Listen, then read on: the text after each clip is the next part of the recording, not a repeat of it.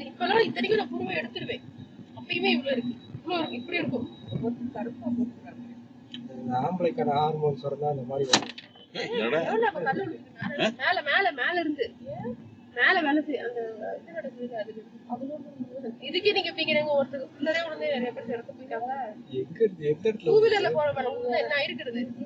Open பண்ணி பாருங்க, இது மேலதான் இருக்கு. இதை மட்டும் அப்படியே அதெல்லாம் திறக்க வேணாம், இதை மட்டும் தள்ளுங்க, பின்னாடி தள்ளுங்க. ஏதோ உழுதுதே மேல இருந்து கல்லு. இந்த கண்ணாடி மேல வச்சிரும், செலவு நிறைய வச்சிரும்.